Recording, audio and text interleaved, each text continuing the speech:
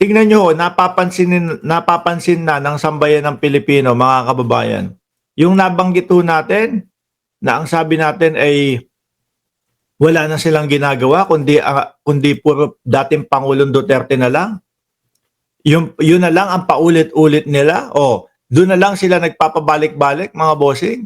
Ngayon, ayan, SWS, 93% of Pinoy says BP Sara.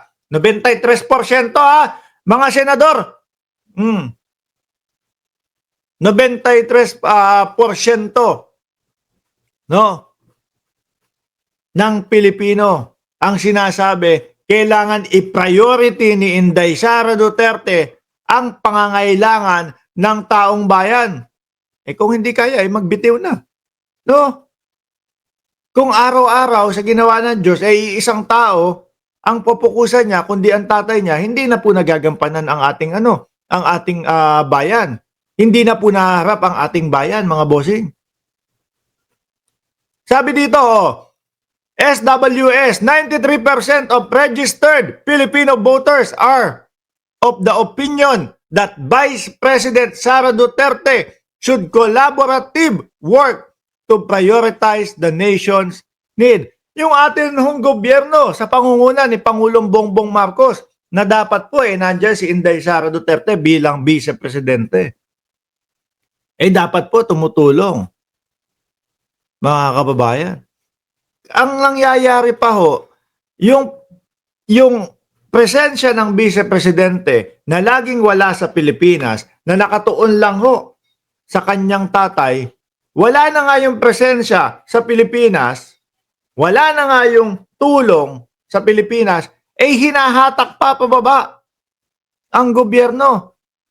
Di po ba? Yan na lang example na lang yung 20 pesos na bigas. Inilunsad Mayo 1. Inulunsad Mayo 1, mga kababayan. Di ba? Tapos ano ginawa? Pinupolitika ni Inday Sara Duterte.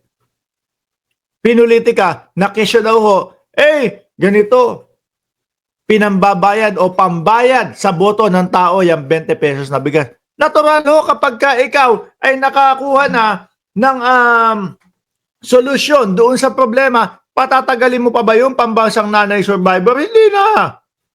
Di ba? Ilalatag mo na yon as much as possible sa pinakamadaling oras o panahon. Ilatag mo agad yun. Hindi yung sasabihin ni Inday Sara Duterte, kasi pambayad boto ng tao yan. Hininto ho ngayon. Hininto. Dahil po kay Inday Sara Duterte, imbis na tuloy-tuloy yung mga kababayan natin na nakakabili ng mga 20 pesos na bigas. Hininto. Pero syempre, hindi naman po papapigil ang gobyerno ng Pilipinas, ibinalik po, no? Nung May 13, pagkatapos ng eleksyon. Di po ba? Pagkatapos ng eleksyon. Ang mahirap kasi dito sa kanila, hindi na nga po napopokusan ng ating bayan para wala na no? Dati hindi pa umuusad hindi pa umuusad ang impeachment, tapos ang dating Pangulong Duterte ay nasa Pilipinas pa. Biruin mo, bagyo. No? Tapos si Inday Sara Duterte palabas ng bansa, parang walang pakialam. Ang sabi kumalat na chismis, manonood daw ng Taylor Swift dahil fan daw ni Taylor Swift ang Vice Presidente. Di po ba? Wala na nga silang pakialam. Tapos, hahatakin pa. Yung mga bigas na yan, na ibebenta sa mamamayang Pilipino, panghayop daw. Siniraan pa yung mga magsasaka. No? Biruin mo, maghapon nakayuko. Ano yung kanta? Ano yung kanta nung mga magsasaka? Nakalimutan ko na yung Tagalog song. Bata pa tayo, kinakanta natin yun Maayong magtanim ay di biro, maghapong nakayuko. Biruin mo, tapos maririnig mo sa Vice Presidente yung mga ibebenta daw po ng mga magsasaka, yung mga ibebenta daw po ng gobyerno galing po sa magsasaka na Pilipino ay panghayop daw ho. Oh, hindi pa naawa. The Commission Survey on Filipinos Post-Election, pagkatapos ng election, expectation conducted among 1,800 o 1,800 registered voters nationwide and with a margin of error of plus or minus 2.31% showed that 88% think the Vice President should address impeachment charges, answer all allegations pertaining to corruption and clear her name. Oo, sino naman po bang individual ang gusto na lumutang tayo, na nakalutang tayo sa ere, no? Na hindi natin nalalaman kung ano ang kasagutan patungkol dyan sa patungkol po mga kababayan sa confidential funds, patungkol po doon sa mga sinasabing bribery na meron po mga nagpapatunay, patungkol po doon sa pagbabanta sa buhay ng Pangulo, asawa ng Pangulo at ng House Speaker na si Martin Romualdez. Gusto ho natin ng kasagutan, mga bossing. At yun, yung posibleng hindi natin marinig, kapag patuloy silang ganito, dinidelay o ayaw na dinggin yung impeachment. Aba, mahiya naman kayo sa bayang Pilipinas. Kung sino man yung mga senador dyan, kung sino man yung mga senador dyan, nasasabihin, wala wag na natin ituloy ito. Mahiya kayo. Sweldo nyo galing sa bulsa ng mamamayang Pilipino.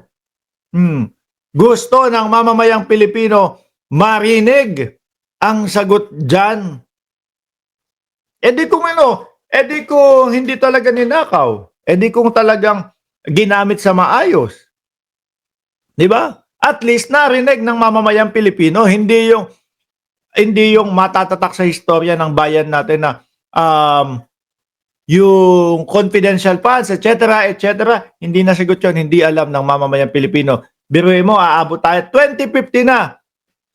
Dati po, may history, nakatatak sa history ng Pilipinas na hindi po itinuloy yung impeachment trial kasi daw po, kulang o kung ano man yung dahilan nila.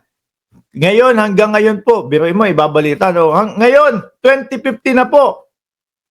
Hanggang ngayon po, hindi pa din natin alam kung saan po talaga napunta yung pondo ng bayan noong 2025. Sabi ni Mada, di ko lang magets, bakit ayaw i-explain paano ginastos ang kupit? Yun nga, no? Dapat dyan, na yan? Kumbaga, ang Senado, sandali, ayaw mag-explain. Hindi ini-explain. Dapat na yan, hudyat na sa kanila yan O kailangan. Base po, no? Kumbaga, dahil po, ang mamamayang Pilipino natin ay naghihintay ng kasagutan, kailangan nating harapin ito. Kailangan nating ituloy ito. Ganun nga dapat Dapat matuloy na talaga yan. Ngayon June, sabi ni Loida Arnado. Kaya ayaw ma-impeach, maraming kasabwat sa confidential funds.